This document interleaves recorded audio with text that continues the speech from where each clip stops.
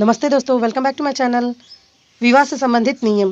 प्रत्येक समाज में विवाह से संबंधित कुछ नियम पाए जाते हैं। जीवन साथी के चुनाव के दौरान 3 बातें सामने आती हैं: चुनाव का क्षेत्र, चुनाव का पक्ष एवं चुनाव की कसौटियाँ। समाजशास्त्री प्रभु लिखते हैं, हिंदू धर्मशास्त्रों में जीवन साथी के चुनाव को नियंत्रित करने की दृष्टि से हिंदू विवाह को व्यवस्थित करने हेतु अंतर्विवाह एवं बहिर्विवाह के कुछ नियम निर्धारित किए गए हैं। हिंदू विवाह से संबंधित सभी नियमों को हम अंतर्विवाह, बहिर्विवाह, अनुलोम प्रतिलोम आदि 4 भागों में बांट सकते हैं। अंतर्विवाह। अंतर्विवाह का तात्पर्य एक व्यक्ति अपने जीवन साथी का चुनाव अपने ही समूह से करे। इसे परिभाषित करते हुए डॉक्टर रिजर्व लिखते हैं, अंतर्विवाह से अभिप्राय उस विनियम से है जिसमें अपने समूह में से ही विवाह साथी चुनना अनिवार्य होता है। वैदिक एवं उत्तर वैदिक काल में द्विजों यानी ब्राह्मण, क्षत्रिय एवं वैश्य का एक ही वर्ण था और द्विज वर्ण के लोग अपने वर्ण यानी द्विज में ही विवाह करते थे। डॉक्टर कपड़िया ने वैश्यों की एक जाति यानी बनिया की कई उपशाखाओं जैसे लाड, मोड़, पोरवाड़, नागर, श्रीमाली आदि का उल्लेख किया।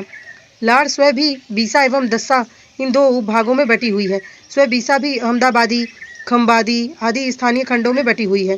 प्रत्येक खंड अंतर्विवाही है। कुछ उपजातियों में गोल, एकड़ा आदि जो चुनाव के क्षेत्र को एक स्थानीय सीमा तक संकुचित कर देते हैं। गांव के लोग अपनी कन्या का विवाह कस्बों के लोगों के साथ कर देते हैं, किंतु उनके पुत्रों के विवाह कस्बे वाले कन्या नहीं करते हैं। ऐसी स्थिति में विवाह का एक क्षेत्र निर्धारित करना पड़ता है जो गोल अथवा हेकड़ा कहलाता है। वर्तमान समय में एक व्यक्ति अपनी ही जाति, उपजाति, प्रजाति, धर्म, क्षेत्र, भाषा एवं वर्ग के सदस्यों से ही विवाह करता है। समाजशास्त्री केतकर ने कहा है कि कुछ हिंदू जातियां ऐसी हैं जो 15 परिवार के बाहर विवाह नहीं करती। एक तरफ हमें अंतर्जातीय एवं अंतर्राष्ट्रीय विवाह देखने को मिलता है, वहीं दूसरी ओर अंतर्विवाह के कारण विवाह का दायरा अत्यंत संकुचित भी देखने को मिलता है। अंतर्विवाह के कारण पहला है प्रजाति मिश्रण को रोकना। भारत में समय समय पर कई प्रजातियों के लोग आए और उन्होंने अपने को किसी न किसी वर्ण में सम्मिलित कर लिया। अंतर प्रजाति मिश्रण को रोकने के लिए अंतर्वर्ण विवाह पर प्रतिबंध लगाए गए।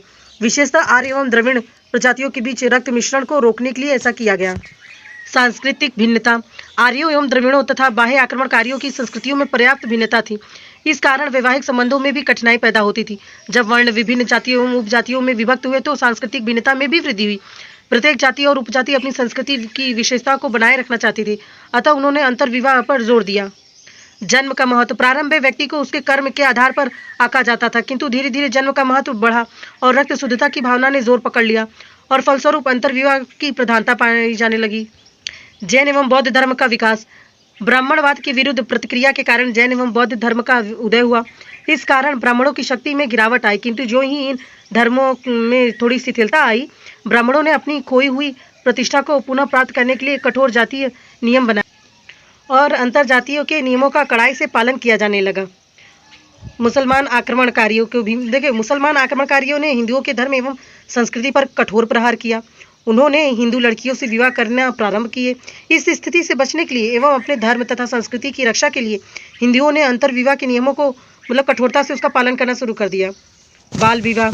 मध्य युग से ही जब बाल विवाह की वृद्धि हुई तो अंतर्विवाह का पालन किया जाने लगा, क्योंकि जब माता पिता ही बच्चों का विवाह तय करते हैं तो वे जातीय नियमों के विरुद्ध विवाह की बात नहीं सोच पाते। उपजातियों का क्षेत्रीय केंद्रीकरण। देखिए, भौगोलिक दृष्टि से प्रत्येक क्षेत्रों में निवास तथा यातायात और संचार वाहन के साधनों के अभाव के कारण उपजातियों का पारस्परिक संपर्क संभव नहीं था, अतः एक क्षेत्र में निवास करने वाली उपजातियों ने अपने ही सदस्यों से विवाह करने पर जोर दिया। व्यावसायिक ज्ञान की सुरक्षा। प्रत्येक जाति का एक परंपरागत व्यवसाय पाया जाता है। अपने व्यावसायिक ज्ञान को गुप्त रखने की इच्छा ने भी अंतर्विवाह को प्रोत्साहित किया। उपयुक्त कारणों के अतिरिक्त व्यक्ति का अपनी ही जाति के प्रति लगाव, जाति से बहिष्कृत किए जाने का डर तथा जाति पंचायत द्वारा जाति नियमों को कठोरता से लागू करने आदि के कारण भी अंतर्विवाह के नियमों का पालन उत्तरोत्तर बढ़ता ही गया, यानी दिनों दिन बढ़ता ही गया। अंतर्विवाह के इन नियमों से एक और हिंदू समाज को कुछ लाभ प्राप्त हुए तो दूसरी ओर इससे कई हानियां भी हुई।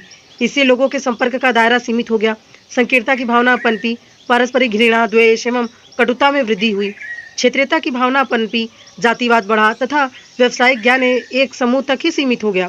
इन सभी के कारण भारतीय समाज की प्रगति अवरुद्ध हुई, किंतु वर्तमान समय में नगरीकरण, औद्योगिकरण, यातायात एवं संचार वाहन के साधनों के विकास एवं एकाकी परिवार की संस्था के कारण अंतर्विवाह के नियम शिथिल होते जा रहे हैं। विवाह से संबंधित विधानों ने भी अंतर्वर्ण एवं अंतर्जातीय विवाह को स्वीकृति प्रदान की है।